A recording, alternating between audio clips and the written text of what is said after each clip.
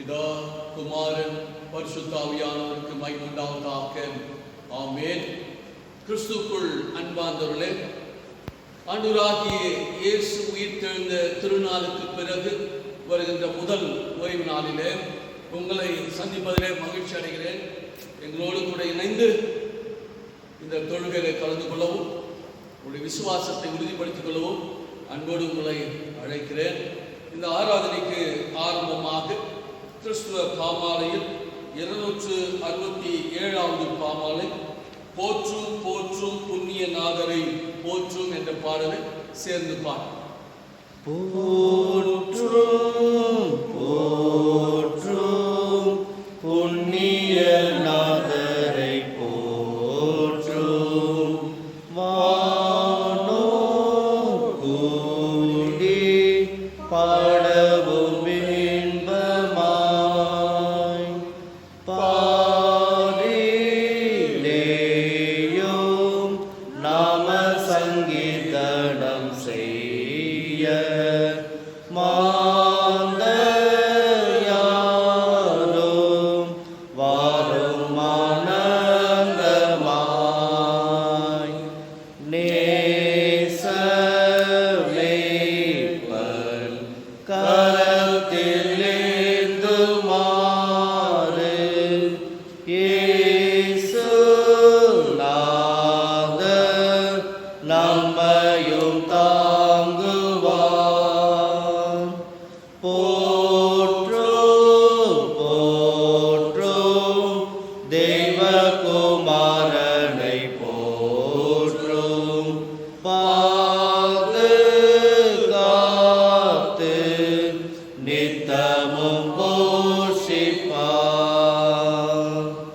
போற்றும் போற்றும் புண்ணிய நாதரை போற்றும், விண்ணும் மண்ணும் இசைந்து பாடவும், போற்றும் போற்றும் மீட்பர் மகத்துவமாக ஆட்சி செய்வார் நித்திய காலமும். ஏக ராஜா மாட்சிமையோடு வந்து, இயேசு சுவாமி பூமியில் ஆளுமே,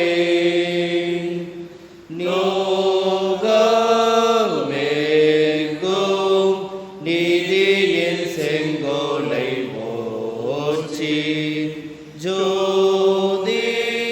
ஜோதியாக பாலனம் பண்ணுமே.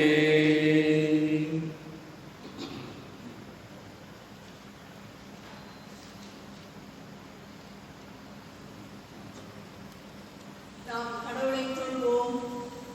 கடவுள் ஆவியாய் இருக்கிறார். அவரை தொழுது கொள்ளுங்கள். ஆவியோடும் உண்மையோடும் அவரை தொழுது கொள்ள வேண்டும். திரியேக கடவுளை நாம் போற்றுவோம். எங்கள் தந்தையாம் கடவுளை, உமது வல்லமையினாலும் ஞானத்தினாலும் எல்லாவற்றையும் படைத்து உமது குமாரனை எங்கள் இரட்சகராக தரும்படி உலகத்தில் அன்பு கூர்ந்தீரே, உம்மை போற்றுகிறோம். உண்மை நாங்கள் போற்றுகின்றோம். குமாரனாம் கடவுளே, பாவத்தை தவிர்த்து எல்லாவற்றையும் எங்களைப் போல் மனிதனாகி எங்கள் பாவங்களுக்காக ஒப்புக் கொடுக்கப்பட்டு எங்கள் நீதிக்காக உயிர்த்தெழுந்தவரே, உம்மை போற்றுகிறோம். உண்மை நாங்கள் போற்றுகின்றோம். பரிசுத்த ஆவியானவராகிய கடவுளே, எல்லா உண்மைக்குள்ளும் எங்களை வழிநடத்தி கடவுளின் அன்பை எங்கள் நெஞ்சில் பொழிபவரே, உம்மை போற்றுகிறோம். உண்மை நாங்கள் போற்றுகின்றோம். பிதா குமாரன் பரிசுத்த ஆவியாகிய கடவுளே, உமக்கே காலமும் எல்லா புகழும் மகிமையும் உண்டாவதாக. ஆமென். இருக்கிறவர்களே, நம்முடைய பாவங்களையும் மீறி அறிக்கை செய்கின்ற ஒரு நேரமாக எடுத்துக்கொள்வோம். இருக்கிறவர்களே, நாம் ஆண்டவரோடு ஒப்புரவாக்கும்படி நம்முடைய பாவங்களையும் மீறுதலையும் அறிக்கை செய்வோமாக. பொதுவான பாவரிக்கையின் ஜெபத்தை நாம் சேர்ந்து சொல்வோம். சர்வ வல்லமையும் மிகுந்த இரக்கமுள்ள பிதாவே, தப்பி போன ஆடுகளைப் போல நாங்கள் வழிகளை விட்டு யோசனைகளுக்கும் விருப்பங்களுக்கும் மிகவும் இணங்கி நடந்தோம். உமது பரிசுத்த கற்பனைகளுக்கு விரோதமாய் குற்றம் செய்தோம். செய்யத்தக்கவரை செய்யாமல் செய்யத்தகாதவரை செய்து வந்தோம். எங்களுக்கு சுகமே இல்லை. ஆனாலும் ஆண்டவரே, தேவரே, எங்கள் ஆண்டவராகிய இயேசு கிறிஸ்துவின் மூலமாய் மனிதருக்கு அருள் செய்த வாக்குத்தத்தங்களின்படியே நிர்வாகியுள்ள குற்றவாளிகளாகிய எங்களுக்கு தப்பிதங்களை அறிக்கையிட எங்கள் மேல் பொறுமையாயிரும். பாவத்தின் நிமித்தம் ஒடுக்கப்படுகிற எங்களை சீர்படுத்தும். மிகவும் இரக்கமுள்ள பிதாவே, உம்முடைய பரிசுத்த நாமத்துக்கு மகிமையுண்டாகும்படி நாங்கள் இனி தேவ பக்தியும் நீதியும் தெளிந்த புத்தி உள்ளவர்களாய் நடந்து வர இயேசு கிறிஸ்து நிமித்தம் எங்களுக்கு கிருபை செய்தருளும். ஆமென். சர்வ வல்லமையும் மிகுந்த இரக்கமுள்ள ஆண்டவர் மன்னிப்பையும் பாவ நிவர்த்தி நமக்கு கட்டளையிட்டருளி வாழ்க்கையை சீர்படுத்துவதற்கான காலத்தையும் தமது பரிசுத்த ஆவியின் கிருபையும் ஏற்றுதலையும் உங்கள் ஒவ்வொருவருக்கும் என்று தந்தருள்வாராக. ஆமென். திருவசன போதனை. ஆண்டவரை துதியுங்கள், ஆண்டு நாளும் துதிக்கப்படுவதாக. இந்த நாளுக்குரிய வேத பாடங்களை நாம் முறையாக வாசிக்க கேட்கிறோம். வேத பாடம் யாத்திரையாகமம் 3ஆம் அதிகாரம் வசனம் 13 முதல் 17 வரை. அப்போது மோசே தேவனை நோக்கி, நான் இஸ்ரவேல் புத்திரரிடத்தில் போய் உங்கள் பிதாக்களுடைய தேவன் உங்களிடத்தில் என்னை அனுப்பினார் என்று அவர்களுக்கு சொல்லும்போது அவருடைய நாமம் என்ன என்று அவர்கள் என்னிடத்தில் கேட்டார். நான் அவர்களுக்கு என்ன சொல்லுவேன் என்றார். அதற்கு தேவன், இருக்கிறவராக இருக்கிறேன் என்று மோசேயோடே சொல்லி, இருக்கிறேன் என்பவர் என்னை உங்களிடத்துக்கு அனுப்பினார் என்று இஸ்ரவேல் புத்திரரிடம் சொல்லுவாயாக என்றார். மேலும் தேவன் மோசேயை நோக்கி, ஆபிரகாமின் தேவனும் ஈசாக்கின் தேவனும் யாக்கோபின் தேவனுமாய் இருக்கிற உங்கள் பிதாக்களுடைய தேவனாகிய கர்த்தர் என்னை உங்களிடத்தில் அனுப்பினார் என்று நீ இஸ்ரவேல் புத்திரருக்கு சொல்லுவாயாக. என்றென்றைக்கும் இதுவே என் நாமம், தலைமுறை தலைமுறைதோறும் இதுவே என் பேர் பிரஸ்தாபம். நீ போய் இஸ்ரவேலின் மூப்பரை கூட்டி அவர்களிடத்தில், ஆபிரகாம், ஈசாக்கு, யாக்கோபு என்பவருடைய தேவனாகிய உங்கள் பிதாக்களுடைய தேவனாகிய கர்த்தர் எனக்கு தரிசனமாகி உங்களை நிச்சயமாய் சந்தித்து எகிப்தில் உங்களுக்கு செய்யப்பட்டதை கண்டேன் என்றும், நான் உங்களை எகிப்தின் சிறுமைத்தனத்திலிருந்து நீக்கி பாலும் தேனும் ஓடுகிற தேசமாகிய கானானியர், ஏத்தியர், எமோரியர், பேர்சியர், ஏவியர், எபேசியருடைய தேசத்துக்கு கொண்டு போவேன் என்று சொன்னேன் என்றார் என்று சொல்லு என்றார் என்பதே. யோவானுக்கு எழுதின நற்செய்தி நூல் 20ஆம் அதிகாரம் 24 முதல் 29 வரை வாசிக்க கேட்கிறோம். யோவான் 20:24 முதல் 29 வரை. இயேசு வந்திருந்த போது 12 ஒருவனாகிய திதிமு எனப்பட்ட தோமா என்பவர் அவர்களுடனே கூட இருக்கவில்லை. மற்ற சீசர்கள் கர்த்தரை கண்டோம் என்று அவனுடனே சொன்னார்கள். அதற்கு அவர், அவருடைய கைகளில் ஆணிகளினால் உண்டான காயத்தை நான் கண்டு அந்த காயத்திலே என் விரலை விட்டு என் கையை அவருடைய விழாவிலே போட்டாலுடைய விசுவாசிக்க மாட்டேன் என்றார். மறுபடியும் 8 நாளைக்கு பின்பு அவருடைய சீசர்கள் வீட்டுக்குள்ளே இருந்தார்கள். தோமாவும் அவர்களுடனே கூட இருந்தான். கதவுகள் பூட்டப்பட்டிருந்தது. அப்போது இயேசு வந்து நடுவே நின்று, உங்களுக்கு சமாதானம் என்றார். பின்பு அவர் தோமாவை நோக்கி, நீ உன் விரலை இங்கே நீட்டி என் கைகளை பார், உன் கையை நீட்டி என் விழாவிலே போடு, அவிவிசுவாசியாயிராமல் விசுவாசியாயிரு என்றார். தோமா அவருக்கு பிரதித்தரமாக, என் ஆண்டவரே, என் தேவனே என்றார். அதற்கு இயேசு, தோமாவே, நீ என்னை கண்டதினாலே விசுவாசித்தாய், காணாதிருந்தும் விசுவாசிக்கிறவர்கள் பாக்கியவான்கள் என்றார் என்பது. ஆமென். ஆமென். ஆண்டவராகிய இயேசு கிறிஸ்துவின் இனிதான நாமத்தினாலே உங்களை வாழ்த்துகிறேன். உயிர்த்தெழுந்த ஆண்டவர் உங்களோடு கூட இருக்கிறார். அவர் ஜீவன் உள்ளவர், நம்மோடு வாழ்கின்றார். இந்த நாளிலே நாம் சிந்திக்கும்படியாக நாம் எடுத்துக்கொண்ட தலைப்பு, இயேசு கிறிஸ்துவே இறைவன் என உறுதிப்படுத்துகிறார். ஆண்டவராகிய இயேசு கிறிஸ்து அவர் மரித்து உயிர்த்தெழுந்ததனால அவர் கடவுள் என்பதை நாம் உறுதிப்படுத்துகிறோம். Affirmation of Christ as Lord and God அப்படின்னு affirmation of Christ as Lord and God. உறுதிப்படுத்துதல், இயேசுவே ஆண்டவர் என்பதை உறுதிப்படுத்தும்படியாக இந்த உயிர்த்தெழுந்த திருநாளுக்கு பிறகு வருகிற முதல் ஓய்வு நாளில் நாம் ஒருமித்து ஆண்டவரை மகிமைப்படுத்த இருக்கிறோம். இன்று வாசிக்கப்பட்ட வேத பகுதிகள் ஆண்டவர் நம்மோடு கூட இருக்கிறவர் என்பதை உறுதிப்படுத்துகிறது. ஆதியாகமத்தின் புஸ்தகத்தில் ஆண்டவர் அழைத்த ஆபிரகாமோடு கூட இருந்தார். 12ஆம் அதிகாரம், ஆதியாகமம் 12ஆம் அதிகாரத்தில் ஆபிரகாமை அழைத்தார். ஆபிரகாமே வா என்று அழைத்தார். அவன் பெற்றோர், உடன் பிறந்தோர் குடும்பத்தை ஊரை விட்டு அவன் ஆண்டவர் அழைத்த ஆண்டவருக்கு பின் சென்றான் என்று பார்த்தார். ஆண்டவரோடு கூட இருந்தார். ஆதியாகமத்தின் புஸ்தகம் 17ஆம் அதிகாரம் 1ஆம் வசனம் 7ஆம் வசனத்தில் வாசிக்கிற பொழுது ஆபிரகாமோடு கூட இருந்தார். அழைத்த ஆண்டவர் அவனை வழிநடத்துகிறவராக இருந்தார் என்று நம்முடைய முற்பிதாக்களின் அனுபவம்.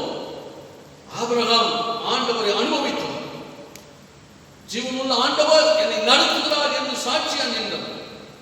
அவருடைய மகன் ஈசாக்கும் தன் தகப்பன் காட்டின வழிபாடு வழிய நடந்து இந்த ஆண்டவரை அனுபவித்தார். ஆண்டவர் என்னோடு கூட இருக்கிறார். ஆண்டவர் அவனோடு கூட இருந்ததுனால அந்நாட்களில் ஏற்பட்ட வறட்சியான காலத்தில் அவன் விதை விதைத்தான் என்று ஆதியாகமம் புஸ்தகம் 26ஆம் அதிகாரம் 12ஆம் வசனம் சொல்லுகிறார்.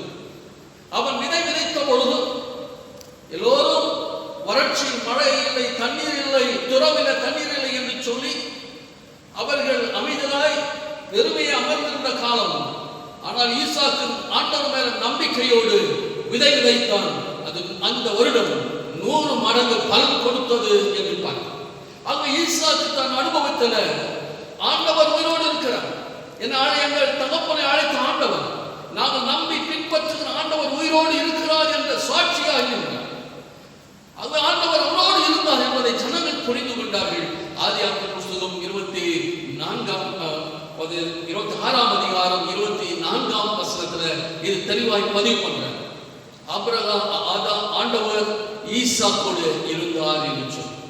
யாக்கோபு தன் பயணத்தின் நாட்களில் தன்னை வீட்டை விட்டு பெற்றோர் விட்டு ஓடுகிறார்.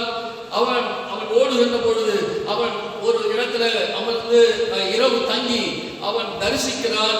அப்பொழுது அந்த இடத்துல ஆண்டவருடைய தூதர்கள் பார்த்த ஒரு இடம். ஆகவே அங்கே ஆண்டவர் என்னோடு கூட இருக்கிறார் என்பதை உறுதிப்படுத்திக் கொள்கிறார். ஆதியாகமத்தின் புஸ்தகம் 28ஆம் அதிகாரம் 15ஆம் வசனத்தில் வாசிக்கிறோம். அந்த வசனங்கள் தெளிவுபடுத்துகிறது, ஆண்டவர் யாக்கோபோடு கூட இருக்கிறார். அதனாலதான் அவன் திரும்பி அவருடைய மாமன் வீட்டில் இருந்து திரும்பி வரும்போது சொன்னார், வெறுங்கையாக போனேன், இப்போது 2 பரிவாரங்களோடு நான் வருகிறேன் என்று சொன்னார். ஆகவே நம்முடைய முற்பிதாக்கள் ஆபிரகாம், ஈசாக்கு, யாக்கோபின் தேவன் ஜீவனுள்ளவராக இருக்கிறார். ஆண்டவர் ஆபிரகாமுடைய சிறு தவறுனால அவன் பலி செலுத்தின பொழுது அந்த பலியில பறவைகள் அமர்ந்தது. ஆகவே ஆண்டவர் வருத்தப்பட்டு அவனுக்கு ஒரு சாபத்தை வைக்கிறார். என்ன சாபம்? ஆதியாகமத்தின் புஸ்தகம் 15ஆம் அதிகாரம் 13ஆம் வசனத்துல, உங்களுடைய பின் சந்ததி அந்நிய தேசத்துல பரதேசியா இருப்பார்கள். ஒரு 400 ஆண்டுகள் அவர்கள் அடிமைத்தனத்தில் இருப்பார்கள். அந்த தேசத்தினுடைய காரியங்களில் அவர்கள் ஈடுபடுத்தி தங்களை இணைத்துக் கொண்டு அங்கே அவர்கள் துன்புறுத்தப்படுவார்கள் என்ற ஒரு தரிசனத்தை, ஒரு வெளிப்பாடை ஆபிரகாமுக்கு கொடுத்தார். அந்த வெளிப்பாடின் உச்சம்தான் இஸ்ரவேல் மக்கள் எகிப்தில அடிமைகளாய் இருந்தார்கள். அவர்கள் ஆலோட்டி நிமித்தமாய் அடிக்கப்பட்டும் துன்புறுத்தப்பட்டும் வெறுமையாக்கப்பட்டார்கள், ஒடுக்கப்பட்டார்கள் என்று யாத்ராகமத்தின் புஸ்தகம் 3ஆம் அதிகாரம் 7ஆம் வசனத்தில் வாசி. அந்த வசனம் தெளிவுபடுத்துகிறது, இஸ்ரவேல் மக்கள் எகிப்தில் அனுபவித்த அனுபவங்கள், அவர்கள் அங்கு வாழ்ந்த வாழ்வு, பல நிலையில சிதைக்கப்பட்டார்கள், ஒடுக்கப்பட்டார்கள். அவனுடைய திறமைகளும் தாளங்களும் ஒடுக்கப்பட்டது. அவர்கள் வாழ்வில் முன்னேற்றங்கள் அடையவில்லை, ஸ்தம்பித்த ஒரு வாழ்க்கை. அவர்கள் கண்ணீரோடு கவலையோடு வாழ்ந்த காலம் அந்த காலம்.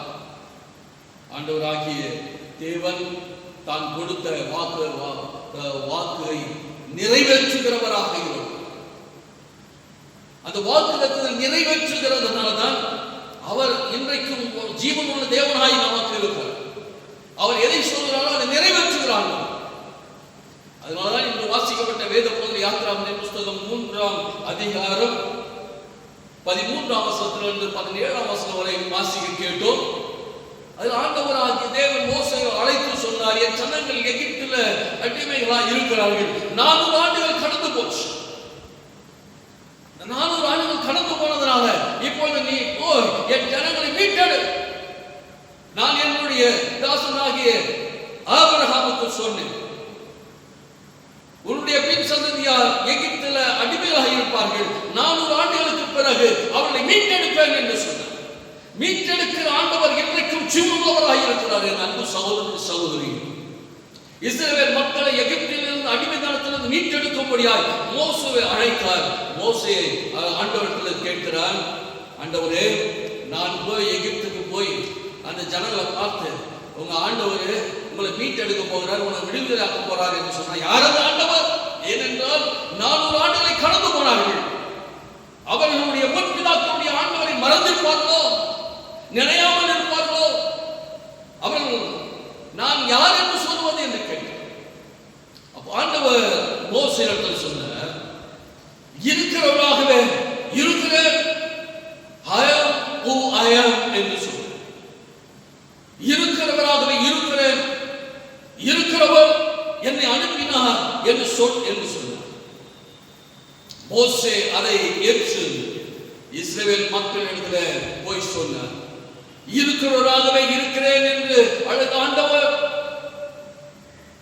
நம்முடைய முற்பிதாக்கள் ஆபிரகாம், ஈசாக்கு, யாக்கோபின் தேவனாகிய ஆண்டவர் என்னை அனுப்பினார் உங்களை மீட்டெடுக்கும்படியாய், உங்களை விடுதலையாக்கும்படியாய் என்று சொன்னார். யாத்ராமத்தின் புஸ்தகம் 12ஆம் அதிகாரத்தில் தெளிவாய் சொல்கிறது. யாத்ராகும் 12ஆம் அதிகாரம் 40ஆம் வசனம் 41ஆம் வசனத்தில் 430 வருடம் எகிப்து அடிமைகளாக இருந்தவர்கள் மோசேயுடைய தலைமையில ஆண்டவர் அவர்களை விடுவித்தார். எகிப்தின் அடிமைகளுக்கு இருந்து அவர்கள் மீட்டெடுக்கப்பட்டவர்கள் என்று அதற்கு அங்கு சொல்லப்படுகிறது. என் அன்பு சகோதரனை சகோதரி, ஆண்டவராகிய தேவன் மீட்டெடுத்தார், விடுதலையாக்கினார் என்று சொல்லும்போது அவர்கள் எப்படி இருந்தார்கள், எப்படி விடுதலையாக்கி வரப்பட்டார், அவர்கள் நடத்தப்பட்டார்கள் என்பதை நாம் யோசிக்கலாம். 430 ஆண்டுகளுக்கு பிறகு இருக்கிறவராகவே இருக்கிறேன் என்று சொன்ன ஆண்டவர், ஆபிரகாம், ஈசாக்கு, யாக்கோபினுடைய தேவன் அவர்களை எகிப்தின் அடிமைத்தனத்திலிருந்து மீட்டெடுத்து அவர்களை நடத்தி வந்தார். நடத்தி வந்த ஆண்டவர் ஜீவனுள்ளவர். அவர் தம்முடைய பிள்ளைகளுக்கு சுகன், பலன், ஆரோக்கியத்தை கொடுத்தார். அதை அழகாக சங்கீதக்காரன் பதிவு பண்ணுகிறார். 105ஆம் சங்கீதம் 37ஆம் வசனத்தில் விடுதலையாக்கப்பட்டு நடத்தப்படுகிற இஸ்ரவேல் மக்கள் ஒருவரும் பலட்சியமாய் இருந்ததில்லை, பலவீனனாய் இருந்ததில்லை. அவர்கள் திடகாத்திரமாக 40 ஆண்டுகள் உணாவிற்கு நடக்கும்படியான பலனை பெற்றார்கள். இருக்கிறவராகவே இருக்கிறேன் என்று சொன்ன ஆண்டவர் இன்றைக்கு நாம் மத்தியிலே இருக்கிறார். உங்களை விடுவிக்கும்படியாய், தப்பு வைக்கும்படியாய், வாழ்வழிக்கும்படியாய் விரும்புகிறார். நான் பலவீனன், நான் இயலாதவன், நான் வறுமையில் இருக்கிறேன், நான் வியாதிகளை நெருக்கப்படுகிறேன், ஒடுக்கப்படுகிறேன், கண்ணீர் எனக்கு வாழ்வாக அமைந்து விட்டது, என் வாழ்க்கை ஸ்தம்பித்து விட்டது, இருளா போச்சு, எதிர்காலமே இல்லை என்று கலங்கிக் கொண்டிருக்கின்ற என் அன்பு சகோதரன், சகோதரியே, கலங்காதே, கவலைப்படாதே. இருக்கிறவராக இருக்கிறேன் என்று சொன்னவர் 430 ஆண்டுகள் எகிப்தின் அடிமைத்தனத்திலிருந்து மீட்டெடுத்த இஸ்ரவேல் மக்களை மீட்டெடுத்து பலமுள்ளவராக, வளர்ச்சியுள்ளவர்களாக இல்லாமல் அவர்களை செல்வந்தவர்களாக, வெள்ளியோடும் பொன்னோடும் செல்வந்தவர்களாக அவர்களை மீட்டெடுத்து வழிநடத்தின ஆண்டவர் இன்று உங்களுக்கு சுகப்படுத்தி, பலப்படுத்தி வாழ்வாய்ப்பார். உங்கள் பலவீனங்கள் தொடராது, உங்கள் கண்ணீர் தொடராது. நீங்கள் ஆண்டவர் மேல நம்பிக்கை உடையவர்களாக இருங்கள். முழுமையாக ஆண்டவருக்கு உங்களை ஒப்புக் கொடுங்கள். ஜீவனுள்ள ஆண்டவர் உங்களை பலப்படுத்தி சுகப்படுத்தி வாழ்வழித்து நீதியின் பாதையில நடத்துவார். கவலைப்படாத. ஆண்டவராகிய தேவன் மோசேயை கொண்டு இஸ்ரவேல் மக்களுக்கு இருக்கிறவராகவே இருக்கிறேன் என்று சொன்ன அவருடைய நாமத்தை சொல்லி எகிப்தில் அவளை மீட்டெடுத்து நடத்தினார் என்பதை பார்க்கிறோம். ஆகவே ஆண்டவர் ஜீவிக்கிறார். அவர் ஆண்டவர். அவருடைய ஒரே மகனாகிய இயேசு கிறிஸ்து இந்த உலகத்துக்கு அனுப்பப்பட்டவர். யோவான் எழுதின சுவிசேஷம் 3ஆம் அதிகாரம் 16ஆம் வசனத்துல அவர் நாமத்தின் மேல் தேவன் தம்முடைய ஒரே பேரான குமாரனை விசுவாசிக்கிறவன் எவனோ அவன் கெட்டு போகாமல் நித்திய ஜீவனை அடைபடிக்கு அவரை தந்தருளே எவ்வளவாய் உலகத்தில் அன்பு கூர்ந்தார் என்று பிதாவுடைய அன்பை வெளிப்படுத்தும்படியாக பிதாவின் அன்பின் உருவகமாக இயேசு இந்த பூமியிலே அவதரித்தவர். அவர் தேவகுமாரன் மனுஷகுமாரனாய் அவதரித்தார்.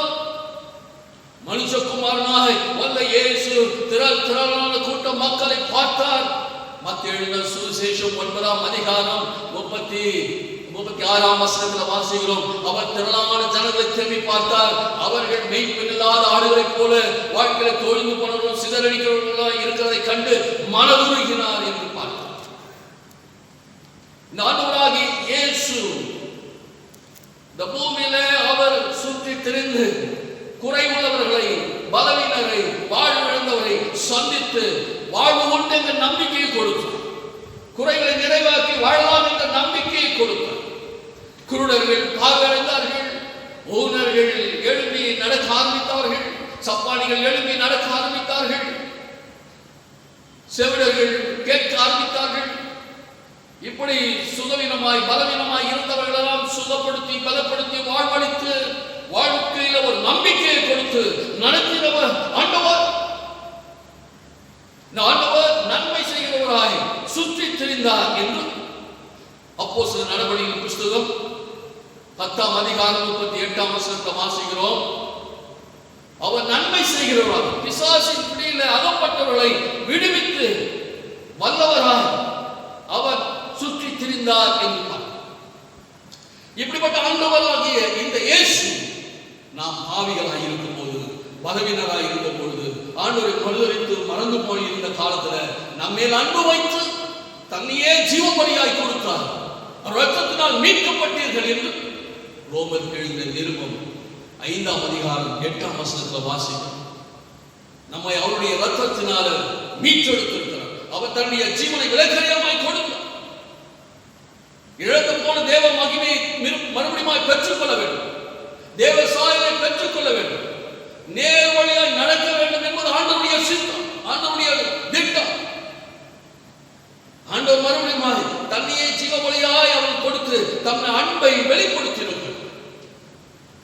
அவர் மரித்து உயிர் தெழுந்தார். உயிர் தெழுந்த ஆண்டவர் அவருடைய பாதுகாப்பும் பராமரிப்பும் தொடர்ந்து நமக்கு கொடுத்திருக்கிறார் என்று பேதுருவாக்கியம் எழுதுகிறார். 1 பேதுரு புத்தகம் 2ஆம் அதிகாரம் 24ஆம் வசனம் 25ஆம் வசனம் வாசிக்கும் பொழுது நாம் பாவங்களுக்கு சேர்த்து நீதிக்கு பிழைக்கும்படிக்கு அவர் தாமே தமது சரீரத்திலே நம்முடைய பாவங்களை சிலுவையின் மேல் சுமந்தார். அவருடைய தழும்புகளால் குணமானீர்கள். சிதறுண்ட ஆடுகளைப் போல் இருந்தீர்கள். இப்பொழுதும் உங்கள் ஆத்துமாக்களுக்கு மெய்ப்பொருளும் கண்காணியுமாய் இருக்கிற இடத்துல திருப்பப்பட்டு இருக்கிறீர்கள் என்று நமக்கு நல்ல ஒரு மெய்ப்பொருள், நல்ல ஒரு கண்காணியாய் அவர் நமக்கு வெளிப்படுத்தப்பட்டார். அவர் நம்மை அவருக்குள்ளே நடத்துகிறவராய் மாறினார். ஆகவே அவர் ஜீவனுள்ள தேவன் ஆண்டவர் இயேசு கிறிஸ்து ஆண்டவர். அதை உறுதிப்படுத்துகிறோம். இயேசு கிறிஸ்துவே ஆண்டவர் என்பதை தோமா உறுதிப்படுத்துகிற ஒரு சம்பவம் தான் பரிசுத்த யோவான் எழுதின சுவிசேஷம் 20ஆம் அதிகாரம் 24ஆம் வசனத்திலிருந்து 29ஆம் வசனம் வரை வாசித்தால் அது அழகாய் போட்டிருக்கிறது. ஆண்டவராகிய இயேசு சீஷர்களை சந்தித்த நேரத்தில் அப்பொழுது திதிமுயப்பட்ட தோமா அங்கே இல்லை. அவன் சீஷர்களை பார்த்தபோது சீஷர்கள் சொன்னார்கள், நாங்கள் உயிர்த்தெழுந்த இயேசுவை கண்டோம், அவரை பேசினோம், உறவாடினோம் என்று சொல்லுகிற போது தோமா அவர்களை பார்த்து சொன்னார். யோவான் எழுதின சுவிசேஷம் 20ஆம் அதிகாரம் 25ஆம் வசனத்துல நான் அவருடைய கையில் இருக்கிற காயத்துல விரலை போட்டு பார்க்க, அவன் விழாவிலே கையை போட்டு பார்க்க வேண்டும். அப்பொழுதுதான் நான் நம்புவேன் என்ற காரியங்களை அவனுக்கு அங்கு தெளிவுபடுத்தினதை பார்க்கிறோம். தன்னுடைய சந்தேகத்தை, தன்னுடைய நம்பிக்கையை அவங்க சொல்லுகிறதை பார்க்கிறோம். சீஷர் சொன்னார், நாங்க பார்த்தோம், நீ அவரை தொட்டு பார்த்தாதான் நீங்க நம்புயா அப்படின்னு ஒருவேளை கேட்டார்களோ இல்லவோ தெரியவில்லை. 8 நாளுக்கு பிறகு மறுபடியும் அவர்கள் அறையில கூட்டியிருந்த அறைக்குள்ளே இருந்த சீஷர்களை இயேசு சந்தித்தார். அவர்களை சந்தித்த பொழுது தோமாவை அழைத்து சொன்னார், தோமாவே பாப்பா, உன் கையை விரலை நீட்டி என் கையில பாரு, உன் கையை நீட்டி என் விழாவில் போடு என்று சொன்னார். காயங்கள் இன்னும் இருக்கிறது. Still I remember my wounds. இன்றைக்கும் 20 இன்றைக்கு இந்த வார்த்தையை கேட்டுக்கொண்ட அன்பு சகோதரனே, சகோதரியே, ஆண்டவராகிய இயேசு உயிர்த்தெழுந்தார். உயிர்த்தெழுந்த இயேசு ஆண்டவரும் மீட்புறமாய் நம்மோடு கூட இருக்கிறார் என்பதை நம்பல விசுவாசிக்கவில்லை என்றாலும் அவருடைய காயங்கள் இன்றைக்கும் பசுமையாய் உன்னோடு கூட நின்று கொண்டிருக்கிறார், உன் பக்கத்தில் நின்று கொண்டிருக்கிறார். அவர் கைகளில் காயமும் அவருடைய இருதயத்தில் அவர் காயத்தோடு உனக்காய அடிக்கப்பட்டவர் நின்று கொண்டிருக்கிறார். இன்னும் எவ்வளவு காலத்துக்கு மறுபடியும் அவரை மறுதலித்து சிலர் அறைந்து கொண்டிருப்போம். எபிரேயர் ஆக்கியோன் சொல்கிறார், எபிரேயர் 6ஆம் அதிகாரம் 6ஆம் வசனத்தில் மறுதலித்து போனவர்கள் தேவனுடைய குமாரனை தாங்களே மறுபடியும் சிலுவையில் அறைந்து அவமானப்படுத்துகிறார்கள் என்று சொல்லுகிறார். இன்னும் எவ்வளவு காலத்துக்கு அவமானப்படுத்திக் கொண்டிருப்பீர்கள்? உன் படிப்பில, வேலையில, குடும்ப காரியங்களில, உன்னுடைய போக்கிலும் மரத்திலும் ஆண்டவரை மறுதலித்துக் கொண்டிருக்கிறாயா? ஆண்டவருடைய மனநோக்கும்படியாய் பேசுகிறதும் நடக்கிறதும் செய்கிறதும் எழுதுகிறதுமாய் இருக்கிறாயா? ஆண்டவருடைய பிள்ளைகளுக்கு விரோதமாய், சபைகளுக்கு விரோதமாய் நீங்கள் நின்று கொண்டிருக்கிறீயா? ஆண்டவருக்கு விரோதமாக, ஆண்டவருடைய பிள்ளைகளுக்கு விரோதமாக, ஆண்டவருடைய சபைகளுக்கும் ஊழியர்களுக்கு விரோதமாய் கூட்டம் கூடி ஆண்டவரை மறுதலிக்கின்ற காரியங்களை ஈடுபடுகிறாயா? துக்கத்தோடு, அடிக்கப்பட்டவராய், காயத்தோடு உன்னை பார்த்து கேட்கிறார், ஏன் என்ன உழைத்துக் கொண்டிருக்கிறீங்க சொல்லி கேட்பார். இப்படிதான் தமஸ்குக்கு ஓடிக்கொண்டிருந்த இயேசுவை அறிந்தவர்களை துன்புறுத்தும்படியாக ஓடிக்கொண்டிருந்த சவுலை பார்த்து சொன்னார், நீ தேடி போகிற இயேசு நான் தான், ஏன் முள்ளில ஒழித்துக் கொண்டிருக்கிறாய்? என் அன்பு சகோதரி, சகோதரியே, பாடுகளின் மத்தியில, வேதனை மத்தியில, இயலாமை மத்தியில, இல்லாமை மத்தியில, வியாதி மத்தியில நீங்கள் அழிந்து கொண்டிருக்கிறதுக்கு காரணம் முள்ளில நீங்கள் உதைத்துக் கொண்டிருக்கிறீர்கள், இயேசு கிறிஸ்துவை மறுதலித்துக் கொண்டிருக்கிறீர்கள். இந்த காரியத்தை தோமாவிடத்தில் இயேசு சொன்னார், என் காயத்தை பாருப்பா. உடனே அவனால் பொறுக்க முடியல. உடனே அவனுடைய சமூகத்தில் விழுந்து கேட்டான், ஆண்டவரே, என் தேவனே, நான் உன்னை விசுவாசிக்கிறேன்.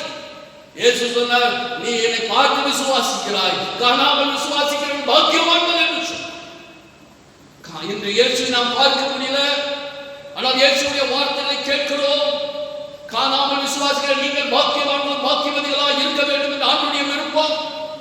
அவர் பக்கமாய் நீங்கள் திரும்புவீர்களா? உயிர்த்தெழுந்த இயேசு ஆண்டவர், அவர் இன்றைக்கும் ஜீவிக்கிறார். கண்டு விசுவாசிகளை காட்டிலும் காணாமல் விசுவாசிக்கிறவர்கள் பாக்கியவான்கள் என்று எழுது என்று சொன்னது போல என்றும் ஆண்டவராகிய இயேசு நம் அதில் வாழ்ந்து கொண்டிருக்கிறார். அவரிடத்தில் உங்களை ஒப்புக் கொடுப்பீர்களா? பவுலடிகளார் கொலோசை சபைக்கு எழுதின நிருபத்தில் 1ஆம் அதிகாரம் வந்து வாசிக்கப்பட்ட வேத பகுதி 1ஆம் அதிகாரம் 15 முதல் 23ஆம் வசனம் வரை வாசித்து பாருங்கள் என்று கொலோசியர் 1:15-23 வசனங்கள் பவுலடிகளார் தெளிவாய் சொல்கிறார். ஆண்டவராகிய இயேசு உலகத்தில் வந்து மரித்தது உண்மை, அவர் உயிர்த்தெழுந்தது உண்மை. அவர் ரத்தத்தினால் நாம் மீட்கப்பட்டிருக்கிறோம். அந்த மீட்கப்பட்டதினால பூலோகத்தில் இருக்கிற நாம் பரலோகத்திற்கு ஒரு சொந்தக்காரர்களாக மாற்றப்படும்படியாக, பரலோகத்தோடு நாம் இணைந்து இருக்கும்படியாய் ஒப்புரவாக்கிற திருப்பணியை இயேசு செய்தார். ஆகவே அவர் ஆண்டவர், அவர் ஜீவனுள்ளவர் என்பதை சொன்னார். ஏன் தெரியுமா? அவர் மரித்து உயிர்த்தெழுந்ததினால அவர் நம்மை பரிசுத்தமாக்கி இருக்கிறார், குற்றமற்றவர்களாக்கி இருக்கிறார். நாம அவரை சார்ந்து வாழ வேண்டும் என்று நம்மை சரியான பாதையில நடத்துகிறவராய் இருக்கிறார். மாம்ச சரீரத்தில் அவர் அடைந்த பாடுகளும் வேதனைகளும் நம்மை மகிழ்ச்சியாய் வைப்பதற்காக, ஆண்டவரை பிரியப்படுத்துவதற்காக என்பதை மறந்து போகாது என்று பவுலடிகளார் தெளிவாய் கொலோசை சபைக்கு எழுதுகிறார். உயிர்த்தெழுந்த ஆண்டவர் இயேசு கிறிஸ்து ஆண்டவரே என்பதை உறுதிப்படுத்துகிறார். affirmation of Christ as Lord and God என்பதை உறுதிப்படுத்துகிறார். தான் இன்றைக்கு நாம இந்த காலையில எடுக்கிறோம். நாம் வணங்குற ஆராதிக்கிற ஜீவன் உள்ளவர். அவர் இன்றைக்கும் ஜீவிக்கிறார். அவர் என் ஆண்டவர் என்பதை நீங்க உறுதிப்படுத்தும்படியாக உங்களுடைய வாழ்வில் வெளிப்படுத்துங்கள், சாட்சியாயிருங்கள். ஆண்டவர் நாமும் உங்கள் மூலமாய் மகிழ்ப்படுவதாக. ஆமென்.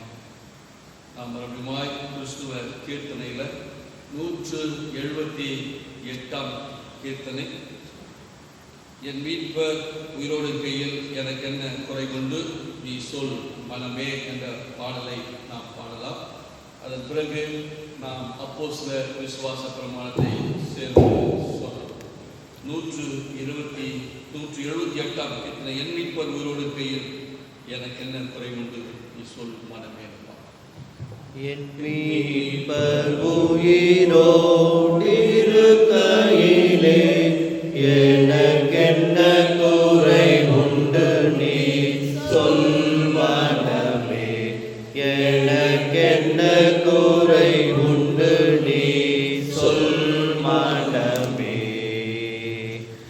என்னுயிர் மீட்கவே தன்னுயிர் கொடுத்தோர், என்னுயிர் மீட்கவே தன்னுயிர் கொடுத்தோர், என்னோடிருக்கவே